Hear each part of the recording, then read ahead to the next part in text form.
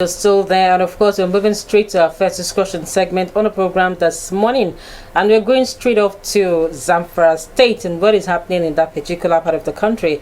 There are news that the Zamfara House of Assembly on Tuesday abolished a law that allowed the payment of pension and other allowances for state former governors and their deputies. The spokesperson of the State Assembly, Mustafa Jafaru, in a statement to journalists, said the abolished law also affects ex-speakers of the House of Assembly and their deputies. And of course, this appears to be one of the welcoming development in terms of this news, abolishing this particular act authorizing the payment of pension to ex-governors. And of course, the Daily also said the development is coming days after a former governor, Abdulaziz Yari, in a leaked letter to the state government, requested his 10 million naira monthly upkeep, which is said had not been paid for some months. Quite interesting time. To look at all of this development with us this morning is the person of Dr. Cornerstone Okunwafo. And of course, we are looking at allowances accruing to ex-public office holders. It's great to have you back on the program. Good morning. Thank you very much. Good morning, this beautiful Thank morning. But when you talk about this pension for life loss, it's not new in Nigeria. But Zamfara is like setting the template now. No, this is too much. This is in excess. What are your thoughts on this pension for life loss across Nigeria? Well, I'd like to say very simply that when a former governor earns more than 330,000 naira daily as his life upkeep, you'd want to wonder what is the economic value of the state to be able to cater to that, knowing full well that certain other persons are going to join in the bandwagon of collecting such monies as we progress as a nation and as a people. And so I don't think it's sustainable for us to have a nation where every successive government or every successive governor wants to perpetuate themselves in governance. Well, of course, I saw the letter and something caught my attention in the letter that is already on the internet, office of the former governor.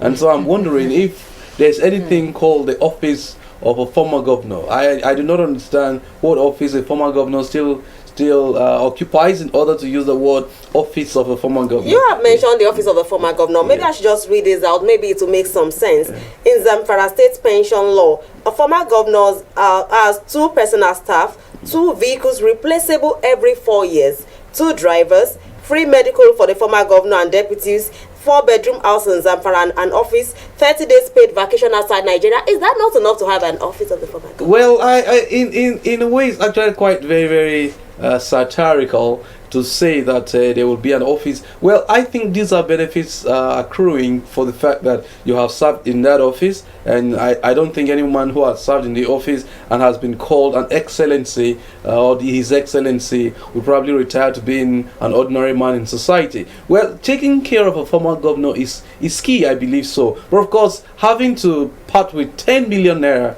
monthly is something I would not subscribe to. Well, you can have all those benefits, cars replaced every 4 years, at least that's okay by me. Okay, a personal driver and a cook and all the rest of them, that's still okay. A house to stay in case his allowances couldn't put a roof on him while he was serving. In a situation where we are cutting costs as our people. Well, of course, that's what we're talking about. The cost of governance in Nigeria is quite very high.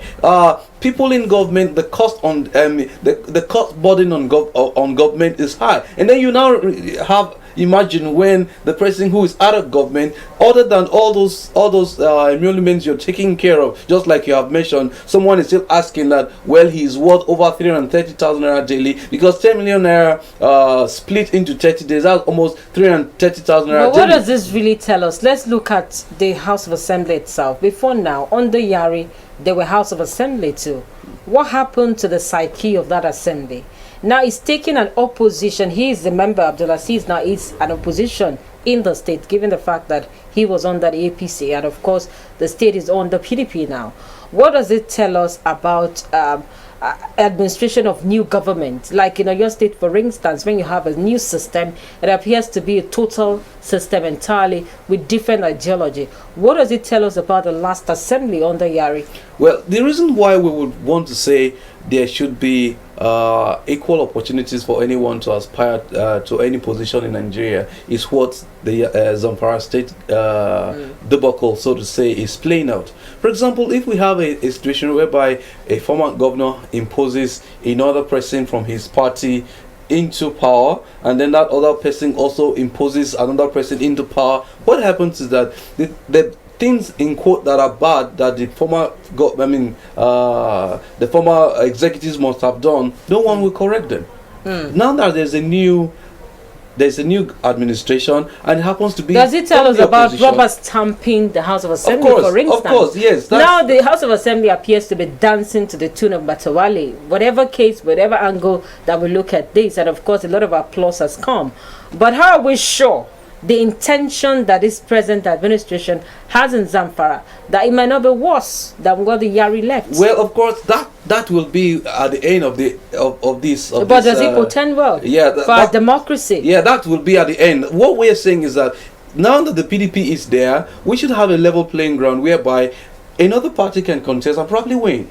All the things these ones probably have done bad, that one will correct it. You would understand that the PDP at this point in time, they've got an agenda, they've got a manifesto. Well, they might have to have the cooperation of the House of Assembly in order to doing all that. But of course, in perpetuating power, that's the issue I am really concerned Let's about. talk about the implication, because we have some former governors who are in the Senate. So will they still be collecting these pensions and these allowances coupled with what they are having in the Senate? That's what we're saying. There are really no laws separating these earnings to saying, well, in case you are still you are still continued in service and you're probably in the Senate right now, the allowances you are earning in the Senate will stop this one. There's really no clear-cut separation between what a person earns in the Senate because he's there or what is earned as a former governor. And you will realize that this is actually something that should speak to people at the helm, that laws should be made to actually make clarifications. Don't we have enough existing laws? Let's look at the provisions of the Constitution. This appears to be like a state law. And of course, most times when argued, it's the Constitution that takes an overriding precedence when it comes to matters like this. But if you look at the provision of the Constitution, does it allow frivolous laws? There is no Does provision. it even allow? Yeah, there's no provision in the Constitution as to the separation of earnings. I understand there is separation of powers in the Constitution, but separation of earnings, I do not think it has an inroad into our Constitution. And I also don't think there are any other extant laws apart from the Nigerian Constitution. Because when you look at most former governors, after 7-8 years, they go to the Senate. I now start asking, do they continue to take all those benefits coupled with what they are having as announcements? I can tell you categorically that those governors still take those benefits while even in the Senate. As long as there are these laws are within state laws, and he's serving the federal government, for example, in the Senate, the state law still holds for the benefit of the state, and so they still go ahead to collect this. So will you say this template should be used by other state governors as well? Well, it is Zamfara state government's case that is on the front burner right now. I can tell you very well that other states do still have something like this in order to perpetuate their earnings. But really, the question you want to ask yourself is, they have judicial officers within the states and they understand the law. And under the principle of the law, the judicial officer is supposed to interpret the law. They have CJs. How come the Chief Justices in the state who understands the provision of the Constitution are not calling the attention of their political leadership or whether they're serving under? Because you have said something very critical, that the Constitution does not even recognize that, especially when it comes to these state laws. It means that it was smuggled in somehow to achieve a frivolous aim, from what you're saying. Well, I wouldn't say it's a smuggle. I would say the state's National Assembly actually sat down to promulgate these laws in order for certain persons, for it to benefit certain persons, because as at the time, at the detriment of the law. Yeah, as at the time these laws were being passed, there's a benefit accruing to them too. But of course, the area you'd like to understand very simply, based on the issue you have raised, is that it may not necessarily, we wouldn't want to say, well, it's to the detriment of the people.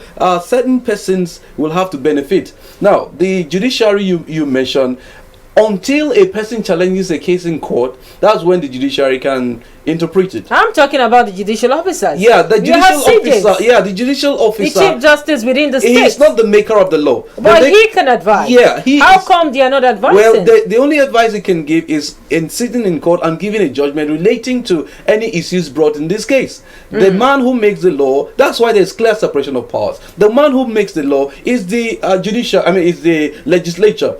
The state laws have been made Is by that the power legislature. absolute? Well, Are you saying the powers they have is absolute? Well, they can do and undo and wait to be unwind after they of have course, gone wrong. the Nobody responsibility checks it. the responsibility of the justice system is that until you bring a case to the courts, the courts has nothing to say. I'm very bothered about this issue of pensioners because, like we have in Zamfara now, they said that retired civil servants have not collected 1 year pension, and I keep Pension asking arrears, myself the pension arrears for a whole year. Yeah, where is the demarcation? When you have former governors who collect as and when due, because this former governor is only complaining of a few months, and we are having people for a whole year who have served the state for 35 years in service, and they are having this, and somebody who has served for 4 years or probably 8 years is complaining after 50. Well, that's why we must commend the current house in Zamfara State. I say no. Having seen this, we'll have to abrogate this law because the capacity of the state cannot probably take care of this. There are certain people who are hungry. Until we're able to make these people satisfied. But who pays for the damages? Now they have collected these monies. The state of assembly is just coming on board saying that this is wrong in the face of the law itself. But there are monies that have been spent in this regard. Who pays for those damages? Well, of course, are they going to be returning some of this money? What would we would expect the former governor who has an office by the way, I think what he probably might do is to approach the courts to say, well, my right has been infringed, so that we can understand who now pays for those damages, so that the courts might probably now say, yes, return those monies you've collected in case you've made any monies, or the law that abrogates this very one starts immediately. And so you might have to overlook what anyone had collected in the past. So it has to be either the man who feels aggrieved goes to the court in order to enforce his rights by saying, well, I was asking for this money before this law was abrogated, and so pay me the ones that that was due for me before the abrogation of this law. Or if this law is saying, yeah, this law dates back to this particular day, then we can now ask people who had made benefits in that respect to return the monies of the benefits. There's this belief in some quarters that this might have political insinuations, but then people are already saying that this particular law, after this present governor also leaves office, will he now also be a corporate? Will the same thing not happen to him, or would he now revise the law? Well, we will not be able to discuss that now because he hasn't finished his term, and then the people who abrogated this one now haven't sat down to consider. They might reconsider it for better allocation. Well, I think 10 million naira is too outrageous. If it is within the limits of 1 million or 2, I wouldn't probably be angry. But of course, they might revisit the law in order to put the monetary value in better perspective. I think that would be okay. But for a former governor to have 10 million naira to himself from the coffers of government on a monthly basis, having mentioned all the other pension benefits, I think that's just too outrageous. I think over the years we've been talking about transparency and accountability has been the bane of development. But when we are having issues like this, wouldn't it help us to focus more on where we can actually tackle as a people? Well, of course, that's the purpose of governance. When you have issues like this, and then we can now sit down and say, well, there's a challenge here. Let's sit down. And that's what the PDP National Assembly in that state had done. Well, until such letters was written, we wouldn't probably have known what was going on there. The issues that were... Is it not too early to begin to give them a scorecard? Because it appears now that the applause is resounding, and it's just like the beginning of the administration in Zamfara State. What is going to come out of all of this? And of course, Zamfara appears to be a test case, compared to what happens in other states like Anambra, for instance, where there have been allegations that their ex-governors are still collecting kickbacks from the state purse. If you look at all of these instances put together, is it not too quick to begin to give them a score? Well, I for one would give kudos to anyone who deserves it, whether it's now or later. That's on the one hand. Two, the issue of Anambra State, not only Anambra State, we have issues, a case in question, Lagos State. But of course, the question would ask ourselves is, to what level can these states pay these monies? I believe that Lagos State, for example, not just the belief, Lagos State's budget for 2020 is more than 1 trillion. And so if you give a former governor 10 million naira on a daily basis in Lagos, that's pittance. Of course, compared to Zamfara State. But on the face of it, how can these past political leaders be beneficiaries of anything? Because are we seen, as a matter of fact, that once they're out of office, every benefit is no longer accrued to them? That's what we are saying. That will not work. I don't think in a sane society would be willing to taking care of the man or woman who had actually devoted at least 4 years to serving the state to bring in development. You wouldn't want a situation whereby you see your former state governor on the street and you feel like, what? Is this what serving is all about? Is it what giving your time and life to the service of the state is all about? You have talked about these service to humanity. Yeah, these people, service to humanity does not mean starving from humanity. But what happens to those who have served for 35 years? Well, of course, the people who have served for 35 years have got their pensions. If the state, and how much are these pensions compared to those who have served? Well, you're serving. That's on two different scales. A man who has served for 35 years, whatever is due to him for 35 years, as someone who has served the state, is in pensions. The goal is that the pension should be paid as and when due. If the pension is not paid, if the pension is not paid, please call me. I will speak against it. But how do we now compensate ex-political leaders who have led at a very high hierarchy? For instance, now having an ex-governor, ex-speaker, deputy governor leaving office, what is their compensation? There are emoluments already specified in some of these states or in all of these states. That is their compensation. What we are here to say is that when such compensations is going to rip up the state. So you are not against I'm the not fact against that it. No, I'm they not should against also it. get something. Yeah, they should get something. They should get something. You have served. The best retirement you can have is to have served as the first citizen of your state.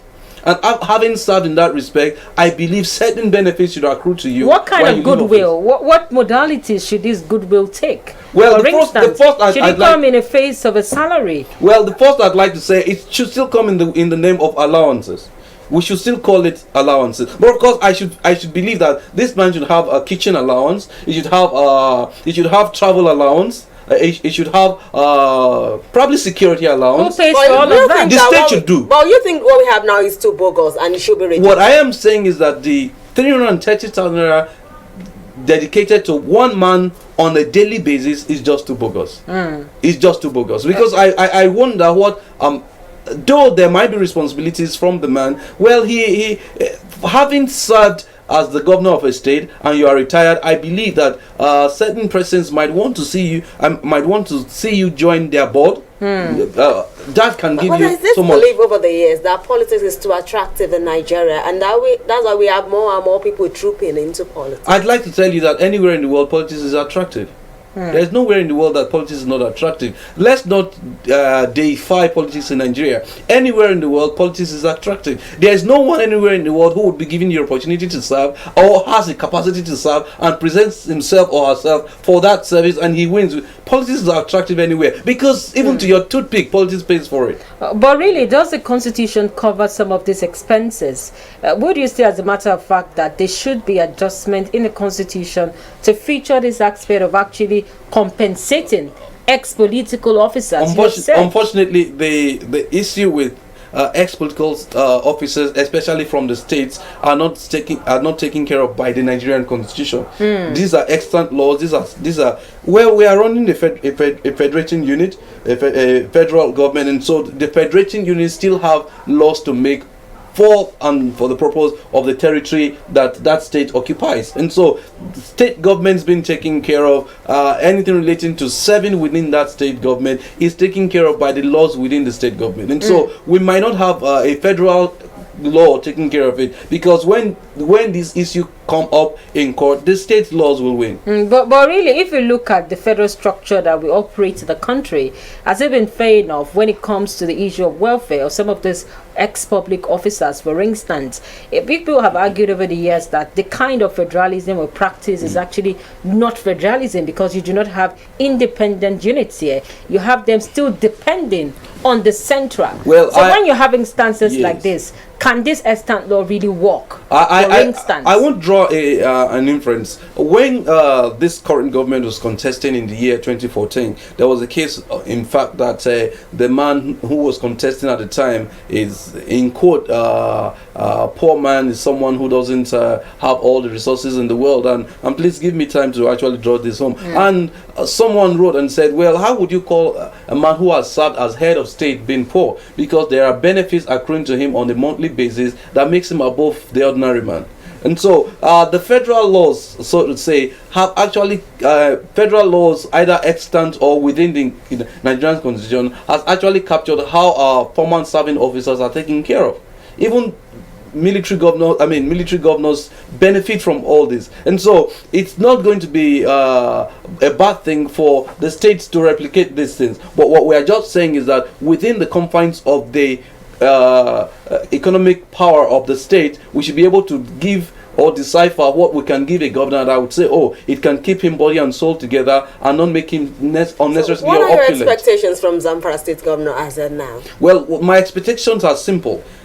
The law has been abrogated, and I believe that abrogation deserves to go into the courts in order to question all who had received it. And questioning in the sense that, number one, we want to ask, does this abrogation start from the day it was abrogated, or we are dating back the abrogation, so that we can say people who have received it or unethically, or who have received more than they can chew should vomit whatever they have received. That's very, very important. Number two, I would expect from the Zamfara state government to now look into other laws that actually take care of, laws that can actually be made to actually take care of the normal citizen. For example, pensions.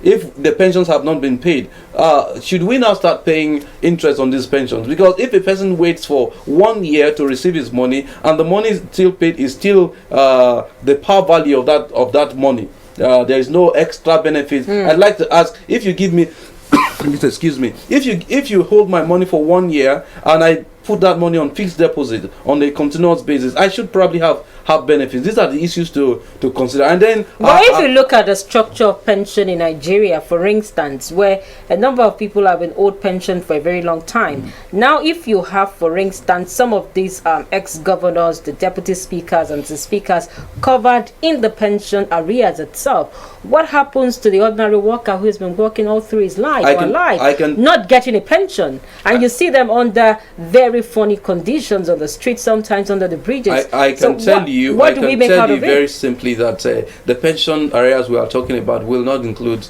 all these former governors, because the person who signs the check probably will have catered to himself first before doling out the checks that benefits others. I most likely will tell you that the pensions we are talking about will not include the pension areas of this person. So who manages that office? Before they are aware of Maina, Abdurrashid Maina, and of course these are people who are part of the system. So who now manages the pension board or the pension arrears itself, devoiding of the political class and political interests? Well, I'd like to say that Mina's case is already in court, and so I'm going to be very, very careful what I'd say. But of course, the system has set up the priority, the standard for which these pensions are managed. I think I'll have to leave it at that. But instances where we have these laws existing, and for instance, most of the states are not meeting up with these laws. Let's take, for instance, your state. It took primary school teachers for a very long time conversing, especially those at the local government level, asking for their pensions to be paid. And these are arrears running into several months. When you have instances like that, and now you now have state governors, ex-ones, canvassing that they should be paid get something after service. How do you meet up with this demand? Talking about the political structure of each state, unfortunately, without meeting up with the demands of those who've worked solely. That's what we are talking about, the extant laws that should cater to this. Unfortunately, there seems to be no law binding the governor or the sitting governor in a state to actually pay pensions as and when due. So why do they have security votes? Who accounts for the security votes? The security what do they use it for? The security votes, well, you can't. The reason you can't query security votes is because it is the only money the man decides to use in whatever guise he feels to use it. And so, what security vote is used for is what is the prerogative of the governor. That's what security votes are used for. But there have been so many arguments about it that it should also be transparent as well. Well, I don't understand what you would call transparency in a thing called security vote. It's already, the transparency is already shrouded in the name security vote. It's whatever the governor, the president, or whoever receives it decides for it that is used for. So you're saying they have absolute powers? Absolute power in the use under of a democratic system. Yeah, in the use of security votes. You can't. Even when there have been allegations that some will divert it for other purposes. That's whatever the person decides for what security vote is used for is what is used for. You will. There is no specific. There's no special direction specification in the constitution, extant or internal. I didn't hear you. You think everything is security? Well, it's called security vote, but it's not for security. Security vote, yeah, the word security vote. What is it used for? Okay. I think I have to let Nigerians or anyone who is listening to me to understand what the word security vote is. Money is given or set aside for a governor to cater to any needs that may distract him from governance. That's what security vote is. I think that's another interesting dimension to that. So before we let you go, what are your passing shots on this particular My passing shot is simple.